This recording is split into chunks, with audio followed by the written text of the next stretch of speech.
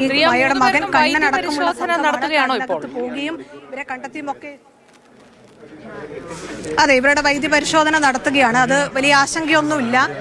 കാരണം ഷുഗർ ഉണ്ടായിരുന്നു ഇവർക്ക്. അതുകൊണ്ട് ഒന്ന് ഓക്കെയാണോ, ഷുഗർ കൂടിയിട്ടുണ്ടോ എന്നത് മാത്രമേ നോക്കേണ്ടതുള്ളൂ, BP-യും നോക്കേണ്ടതുള്ളൂ എന്നതാണ് പറയുന്നത്. ഇപ്പോൾ മായ ചേച്ചി ഇതാ വരുന്നുണ്ട്. പിന്നെ അമ്മേ വേറെ മറ്റു ബുദ്ധിമുട്ടുകളൊന്നുമില്ല എന്നതാണ് അറിയിച്ചിരിക്കുന്നത്. മറ്റു ആരോഗ്യ പ്രശ്നങ്ങളൊന്നുമില്ല. വേറെ പരിശോധനയൊക്കെ നടത്തിയല്ലേ? കുഴപ്പമൊന്നുമില്ല. ഷുഗറൊക്കെ ഓക്കെയാണ്.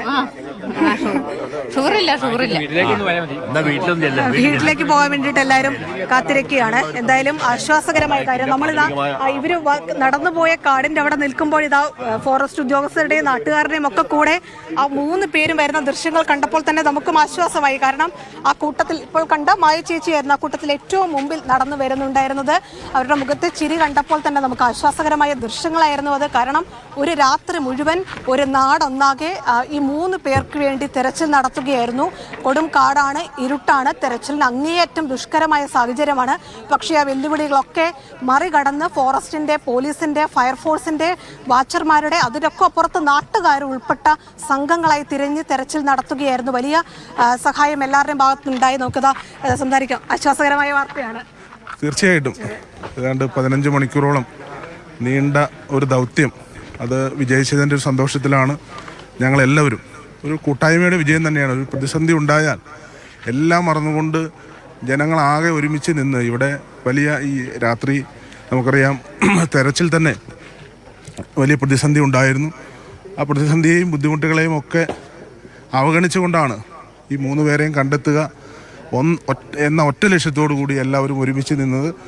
ഇതിനോട് സഹകരിച്ച ഒപ്പം നിന്ന എല്ലാവരോടും MLA എന്നുള്ള നിലയിൽ ഈ അവസരത്തിൽ പ്രത്യേകമായി നന്ദി രേഖപ്പെടുത്തുന്നു. മാധ്യമപ്രവർത്തകരും വലിയ തോതിൽ ഈ ഒരു സംഭവം ഉണ്ടായതിനു ശേഷം ഇതിൻ്റെ ആദ്യ നിമിഷം മുതൽ ഇതിൻ്റെ വാർത്തകളും വിശേഷങ്ങളും ഒക്കെ ലോകത്തെ അറിയിക്കുന്നതിൽ മാധ്യമപ്രവർത്തകർ വലിയ പങ്കുവഹിച്ചു. അതുകൊണ്ട് തന്നെ എല്ലാവരുടെയും ശ്രദ്ധ ഈ മേഖലയിലേക്ക് വരുന്നതിന് പ്രത്യേകമായ അത് ഒരു കാര്യമായി എന്നുകൂടി ഞാൻ ഈ അവസരത്തിൽ സൂചിപ്പിക്കുകയാണ്. ഇതിപ്പോൾ MLA പറഞ്ഞതുപോലെ തന്നെ ഏറ്റവും ആശ്വാസകരമായ ദൃശ്യങ്ങളാണ് നമ്മളിപ്പോൾ കണ്ടതിന്. പാർക്കുട്ടി അമ്മ കൂടി വരാനുണ്ട്. കൂട്ടത്തിൽ ഏറ്റവും പ്രായം കൂടിയ ആളാണ്, 68 വയസ്സാണ്. അത് നേരത്തെ അവർ പറഞ്ഞതുപോലെ തന്നെ വലിയ ബുദ്ധിമുട്ടുണ്ടായിരുന്നു ഇവരെ സുരക്ഷിതരായി ഇങ്ങോട്ട് കൊണ്ടുവരിക എന്നുള്ളതൊക്കെ. വലിയ സങ്കടകരമായ, വലിയ വെല്ലുവിളി നിറഞ്ഞ സാഹചര്യമായിരുന്നു. ഇതിപ്പം വാർഡ് മെമ്പറുണ്ട്. നിങ്ങൾ ആദ്യം മുതൽ തന്നെ ഈ കാര്യങ്ങളൊക്കെ യോജിച്ചിരുന്ന ഒരാളാണ്. ആശ്വാസകരമായ ദൃശ്യം. സന്തോഷം, വളരെ സന്തോഷം, വളരെ സന്തോഷം. അത് തന്നെ, വേറെ ഒന്നും പറയാനില്ല. ഇല്ല, അവരോട് നടന്ന് എത്തിക്കഴിഞ്ഞു. ഇനി പാർക്കുട്ടി അമ്മ എന്ന് പറയുന്ന 68 വയസ്സുള്ള ആൾ കൂടിയാണ് വരാനുണ്ടായിരുന്നത്. അവർ കൂടി വന്നിരിക്കുന്നു. ബാക്കിയെല്ലാം 2 പേരും സുരക്ഷിതരായി അകത്തേക്ക് കയറി. നേരത്തെ പറഞ്ഞതുപോലെ 4 കിലോമീറ്ററോളം നടന്ന് വേണം വരാൻ. അതായിരുന്നു ഏറ്റവും വലിയ വെല്ലുവിളിയായിട്ടുണ്ടായിരുന്നത്. പാർക്കുട്ടി എത്തിയോ? വീട്ടിലേക്ക് പോയി. ആളും സുരക്ഷിതയായി വീട്ടിലേക്ക് തന്നെ എത്തിയിട്ടുണ്ട്. ഒരു വഴിയിലൂടെ വീടിനകത്തേക്ക് എത്തിയെന്നാണ് ഇപ്പോൾ നാട്ടുകാർ പറയുന്നത്.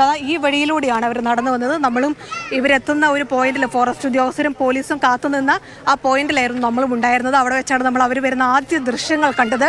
സന്തോഷത്തോടെ, സമാധാനത്തോടെ 3 പേരും, അല്പം ടെൻഷനൊക്കെ ഉണ്ടായിരുന്ന 3 പേരും നടന്നു വരുന്ന ദൃശ്യങ്ങളാണ് നമ്മൾ മാതൃഭൂമി ന്യൂസിലൂടെ ആദ്യമായി കാണുകയും ഒക്കെ ചെയ്തത്. എന്തായാലും ആശ്വാസകരമായ വാർത്ത നേരത്തെ MLA പറഞ്ഞതുപോലെ തന്നെ ദൗത്യമായി. ഈ ഘട്ടത്തിൽ ആലോചിക്കുന്ന ഒരു കാര്യമുണ്ട്.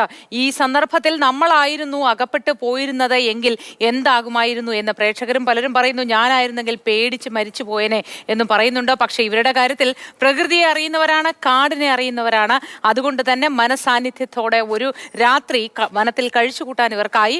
ആനക്കൂട്ടത്തിന് മുന്നിൽ പെട്ടുപോയിട്ടും അവർക്ക് സധൈര്യം പിടിച്ചു നിൽക്കാനായി എന്നത്. അതുകൊണ്ടാണ് ഈ ഭയത്തിനും ആശങ്കയ്ക്കും ഒക്കെ ഒടുവിൽ വളരെ സുരക്ഷിതരായി ആരോഗ്യത്തോടെ അവർക്ക് തിരിച്ച് ഇത്രയും കിലോമീറ്ററുകൾ നടന്നു വരാനും കഴിഞ്ഞു എന്നത് എടുത്തു പറയേണ്ടത് തന്നെയാണ്. ഒപ്പം നിന്ന് എല്ലാവർക്കും അഭിനന്ദനങ്ങളും ഈ സാഹചര്യത്തിൽ പറയുകയാണ്. നമുക്കൊരു